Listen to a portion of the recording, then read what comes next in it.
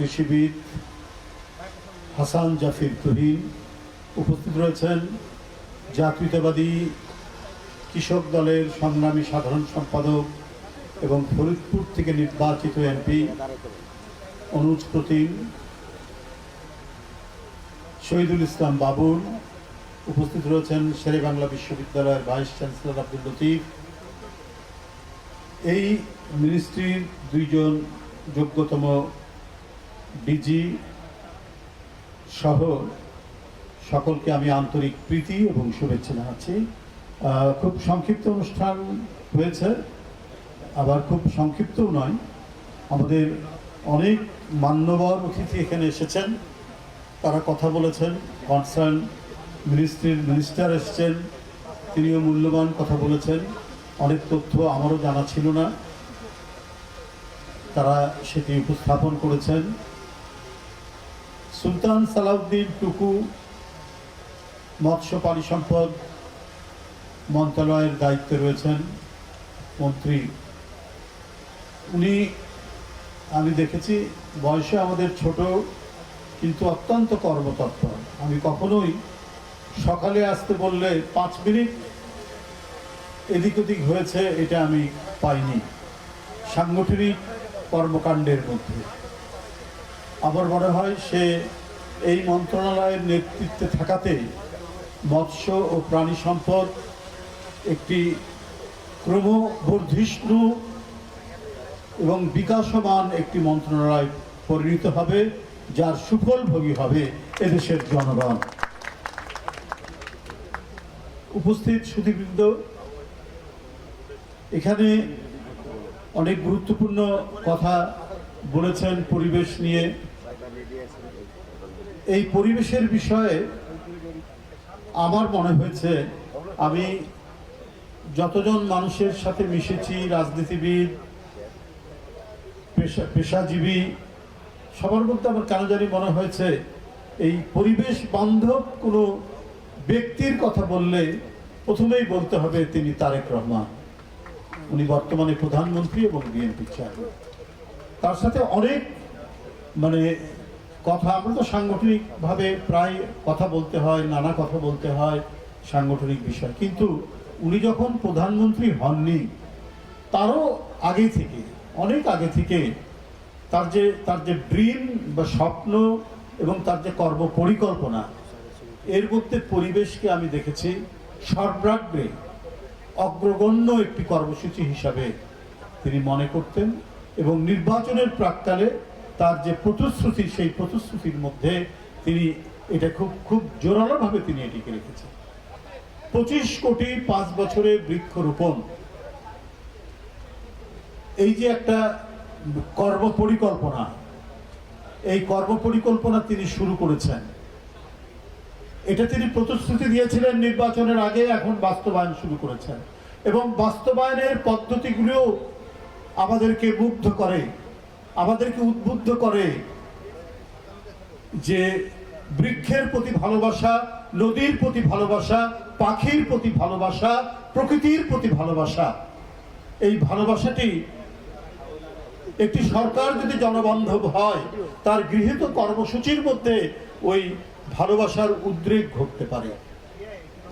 তিনি যে কর্মসূচি নিয়েছেন, 25 কোটি বৃক্ষ লাগাবেন 5 বছরে, প্রথম বছরে কত, দ্বিতীয় বছরে কত, 5 কোটি করে করে।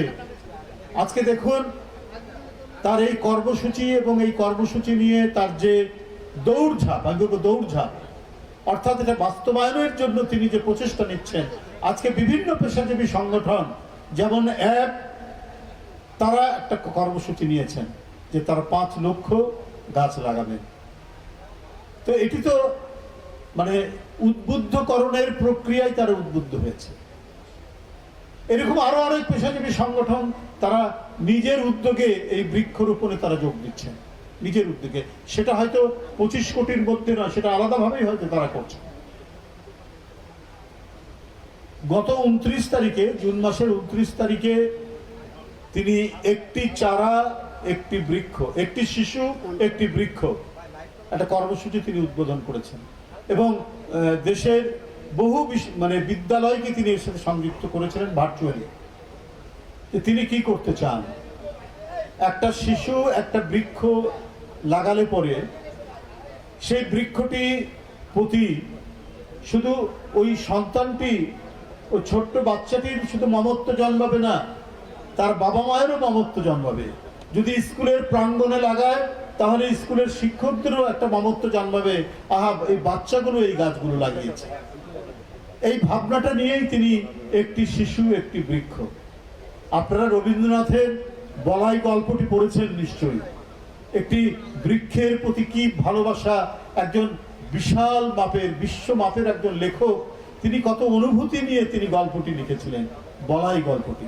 আজও পড়লে মনটা কেঁদে উঠে এবং একটা বৃক্ষের প্রতি মায়া জন্মায়। আবার সেই অনুভূতিটা জাগিয়েছেন আমাদের প্রধানমন্ত্রী জনাব তারেক রহমান। আপনারা জানেন আমরা পরিবেশের একটা চরম সংকটকালীন অবস্থায় রয়েছে। উন্নত দেশের তুলনায় আমরা অনেক পিছিয়ে আছি। 2019 সালে একটি সমীক্ষায় দেখা গেছে যে 1919 সাল, 21 সাল, 22 সাল দেখা গেছে যে আমরা পরিবেশ দূষণে অনেক পিছনে, অর্থাৎ 173 নম্বরে আমরা পড়ে আছি। এটা মানে একটি আন্তর্জাতিক গবেষণা সংস্থা বলছে। তাহলে আমরা কত পিছনে পড়ে আছি আপনারা সেটা দেখুন, কি পরিস্থিতির মধ্যে আমরা আছি। আমরা নির্বিচারে গাছ কেটে ফেলছি, আমরা নিজ বিচারে খাল ভরাট করে ফেলছি, আমরা পুকুর ভরাট করে ফেলছি। ঢাকা শহরেই আজ থেকে 30-40 বছর আগে কত পুকুর ছিল, সেই পুকুর ভরাট করে ফেলছি। এই কর্মকাণ্ড তো পরিবেশ সাংঘাতিকভাবে আমাদেরকে আক্রান্ত করছে, আমাদেরকে অসুস্থ করছে। আপনারা জানেন যে এনভায়রনমেন্ট পারফরমেন্স ইন্ডেক্স, এই ইন্ডেক্স অনুযায়ী 4.4 ট্রিলিয়ন টাকা আমাদের জিডিপির প্রায় 18-19% টাকা স্বাস্থ্য ক্ষতিতে চলে যায়। আমাদের যে স্বাস্থ্য ক্ষতি হচ্ছে পরিবেশের জন্য, সে স্বাস্থ্য ক্ষতিতে ব্যয় হয় 4.4 ট্রিলিয়ন টাকা, মানে 1 ট্রিলিয়ন সম্ভবত 1000 বিলিয়নে 1 ট্রিলিয়ন। তাহলে আপনারা দেখুন যে কি পরিস্থিতির মধ্যে আমরা দিনাতিপাত করছি। শুধু তাই নয়,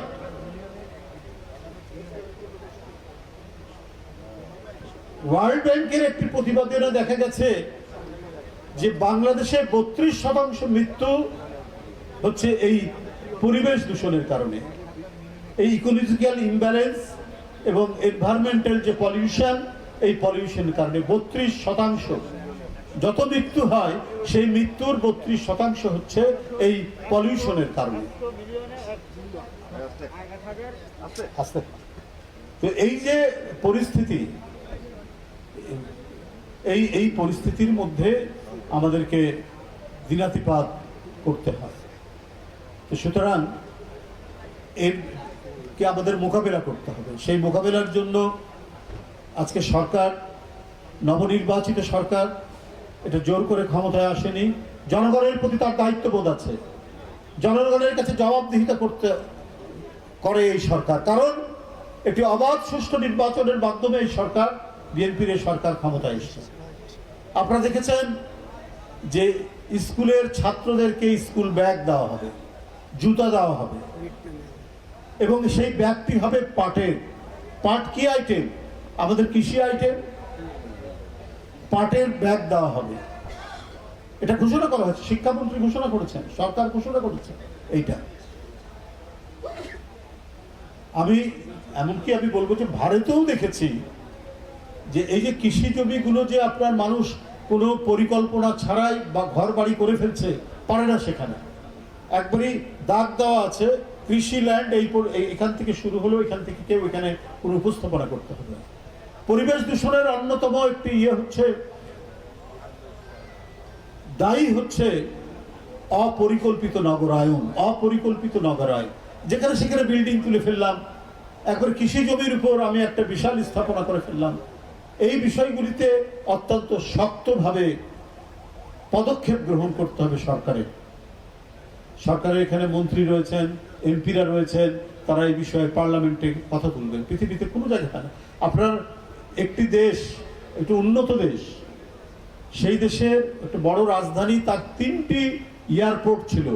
3টি এয়ারপোর্টের মধ্যে শুধু ইকোলজিক্যাল ব্যালেন্স ঠিক রাখার জন্য, পরিবেশগত ভারসাম্য ঠিক রাখার জন্য 3টি এয়ারপোর্টের মধ্যে 2টি এয়ারপোর্ট চালু রেখেছেন, আরেকটি এয়ারপোর্ট বন্ধ করে দিয়ে সেখানে গাছপালা লাগাচ্ছে। পৃথিবী এই এই এই যে ভয়ঙ্কর পরিবেশ দূষণ এবং পরিবেশের যে অবনয়ন ঘটছে, ক্ষতি হচ্ছে, এটা টের পেয়ে নানা পদক্ষেপ নিচ্ছে। সেই পরিবেশ দূষণ এটাকে মোকাবেলা করতে যে পদক্ষেপগুলি নেওয়া হয়েছে সেগুলো করতে হবে। আমরা একটা অ্যাপার্টমেন্ট বিল্ডিং করি একবার রাস্তার ধার ঘেঁষে, কেন একটু জায়গা রাখা যায় না? আমি পৃথিবীর অনেক উন্নত দেশে দেখেছি যে অ্যাপার্টমেন্ট বিল্ডিং 6 তলা 7 তলা, কিন্তু মিনিমাম 2 হাত মানে সামনে জায়গা আছে যেখানে শাক সবজি অন্যান্য গাছপালা লাগানো হয়। আমেরিকাতে দেখেছি, এমন নিউ ইয়র্ক পৃথিবীর মধ্যে অন্যতম জমজমাট একটি শহর, সেই শহরেও অ্যাপার্টমেন্ট বিল্ডিং এর মধ্যে দেখেছি এক ধরনের লতাপাতা অ্যাপার্টমেন্ট বিল্ডিং এর চারিদিকে ছেয়ে আছে। আমাদের এই ধরনের পরিকল্পনা নিতে হবে, না হলে আজকে দেখেন স্বয়ং ইউরোপে অপরিকল্পিত ডিজাইনের কারণে আগে তারা নিয়েছে, এখন আর না, এখন আর তারা করছেন না। আপনার এবারে আপনি জার্মান বলুন, ফ্রান্স বলুন, ইংল্যান্ড বলুন, হাজার হাজার মানুষ মারা গেছে শুধুমাত্র অত্যাধিক গরমে। বন উজাড়, নদীতে পানি নেই, খাল শুকিয়ে গেছে। বৃষ্টি আসবে কোত্থেকে? মেঘ উৎপন্ন হবে কোথা থেকে? আপনারা প্রতিদিন দেখবেন খবরে, যেখানে ফ্রান্সে, আমি প্যারিসে নিজে দেখেছি যে হোটেলগুলো তো ফ্যান পর্যন্ত নেয়, কারণ এমনই ঠান্ডার দেশ যে জুলাই মাসে যতটুকু গরম পড়ে এটা সহ্যের মধ্যে, যদি খুব একটু বেশি গরম লাগে তাহলে জানলাটা খুলে দেয়, আপনার হু হু করে বাতাস আসতে থাকে, 5 মিনিট জানলা খুললে পরে ঠান্ডা লাগতে শুরু করে। এই কারণে এসি তো দূরে থাক, আপনার ফ্যান পর্যন্ত নেই। আর সেখানে গরমে মানুষ মারা যাচ্ছে, একজন দুজন নয়, শত শত মানুষ, হাজার হাজার মানুষ মারা যাচ্ছে। মানুষ গরমের চোটে নদীতে লাফ দিচ্ছে, সেই নদীর পানি এত গরম, সেই গরমে মানুষ মারা যাচ্ছে। পরিবেশ ভয়ঙ্কর রকম একটি পরিস্থিতির জায়গায় এসে দাঁড়িয়েছে গোটা বিশ্বব্যাপী। এই এখনো যদি আমরা সচেতন না হই, এখনো যদি আমরা এ ব্যাপারে প্রয়োজনীয় পদক্ষেপ না নেই, আমরা আসন্ন একটি ধ্বংসকে মোকাবেলা করার জন্য এখনো যদি আমরা প্রস্তুতি না নেই, তাহলে আমরা ভয়ঙ্কর বিপদের মধ্যে পড়ে যাব। আপনাদের সবাইকে ধন্যবাদ জানাচ্ছি, আর বক্তব্য বাড়াবো না। আজকে অ্যাসোসিয়েশন অফ এগ্রিকালচারিস্ট বাংলাদেশ, তাই তো, এগ্রিকালচারিস্ট অ্যাসোসিয়েশন অফ বাংলাদেশ সংক্ষেপে, এরা যে মহতী উদ্যোগ নিয়েছে, প্রায় 5 লক্ষ বৃক্ষরোপণ করবে, এটি অত্যন্ত আনন্দের বিষয়। আজকেই তারা 5000 বৃক্ষরোপণ করবে। আমি ওদেরকে সাধুবাদ জানাই, ওদেরকে ধন্যবাদ জানাই। তাদের শুধুমাত্র আজকে এক জায়গায় এটা করলেই হবে না, তাদেরকে সারা দেশব্যাপী তাদের এই বৃক্ষরোপণ অভিযান অব্যাহত গতিতে চালিয়ে যেতে হবে। তারা সেটি করবেন এই আশাবাদ ব্যক্ত করে সকলকে ধন্যবাদ জানিয়ে আমার বক্তব্য শেষ করছি।